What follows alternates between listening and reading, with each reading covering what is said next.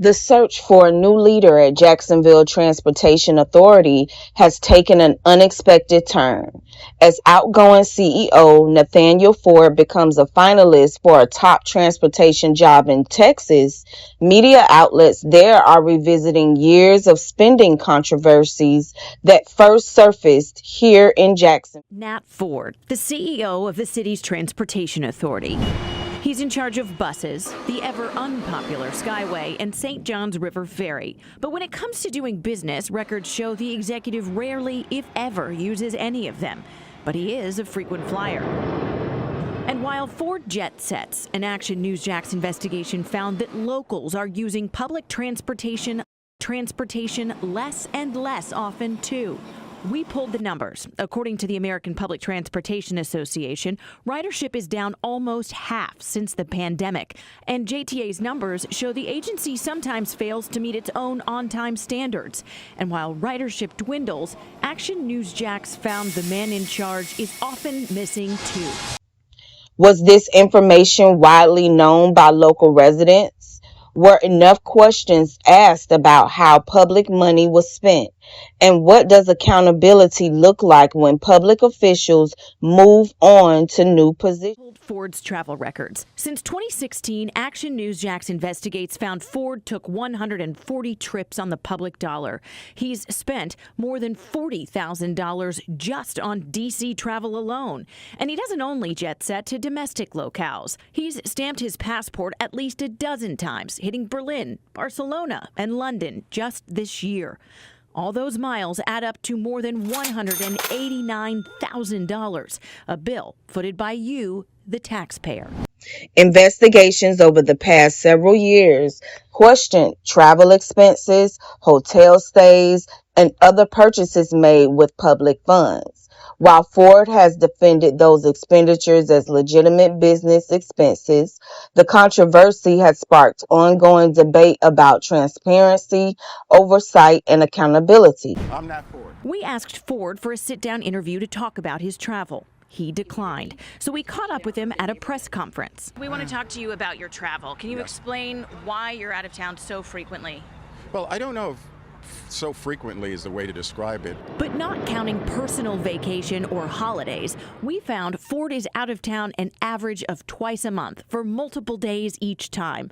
Records show most of the travel is to conferences, the rest somehow transit-related.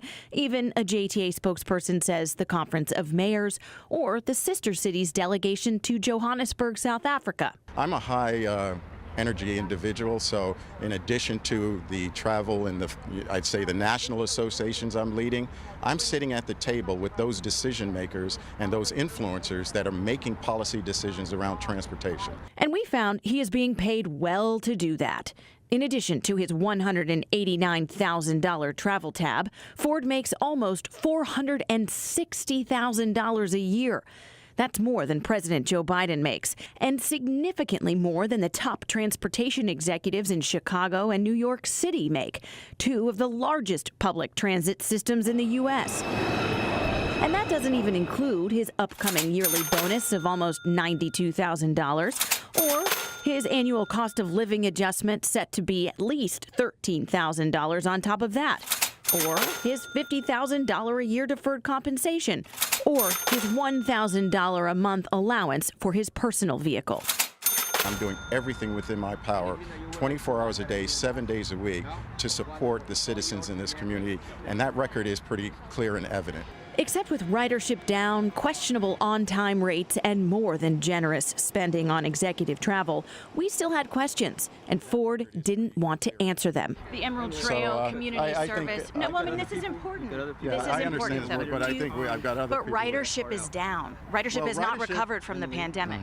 Ford, I'm going to take additional questions that you have to me. We have to let these other gentlemen have their time. We don't have a limited amount of time. And that is where our interview ended.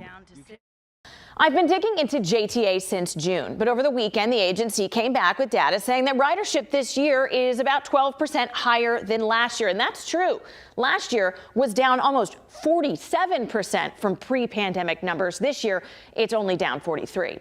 In the meantime, Mr. Ford's contract states that he, quote, shall perform his duties primarily in Jacksonville. But so far this year, he's taken 20 trips out of town. So considering his busy travel schedule, we wanted to know how often he's actually in the office. So last Monday, we requested his badge access history for this year. We're still waiting on that. But coming up next, we'll address Mr. Ford's claim that his travel is to lobby for JTA. So tomorrow at 6 p.m., I'll look into the ethics and the potential redundant spending associated with that. We'll recap Ford's 13-year tenure at JTA, review both the accomplishments and the controversies, discuss what happens next for Jacksonville, and examine why transportation and transparency in government matters to every taxpayer. Join the conversation as we separate documented facts from opinion and explore what lessons can be learned moving forward. As Jacksonville prepares for new leadership at the Jacksonville Transportation Authority, national attention is once again focused on outgoing CEO Nathaniel Ford. After announcing his resignation following more than 13 years at JTA, Ford is now a finalist to lead Dallas area rapid transit in Texas.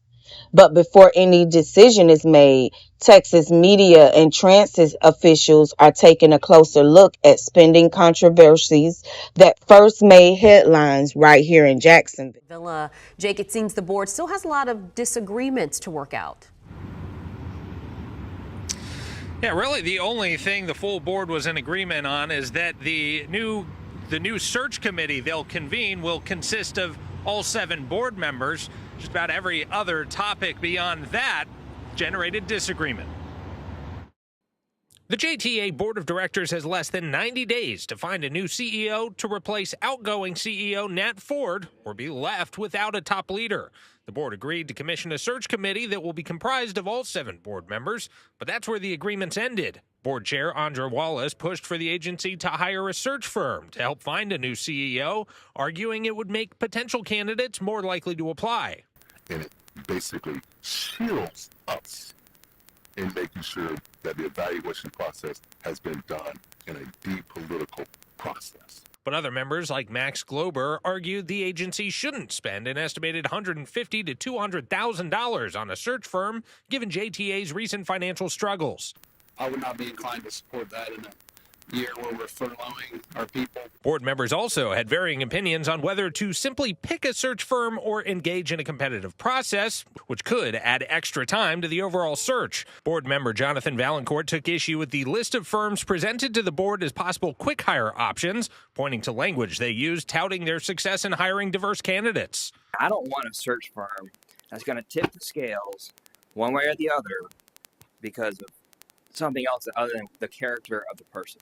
Members also disagreed on whether to name an interim CEO and whether an interim CEO should be selected from within or outside the agency. Some members argued hiring externally could take longer and would require getting a new employee up to speed. But Wallace argued against hiring internally. So that way, anyone internally is on the same playing field as anyone that is going to be applying for the job that is not within the actual organization itself.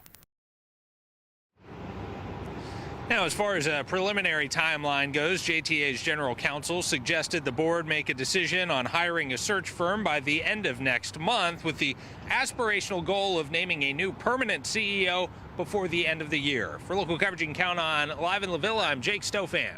DCM Community Talk every Wednesday at 7 p.m.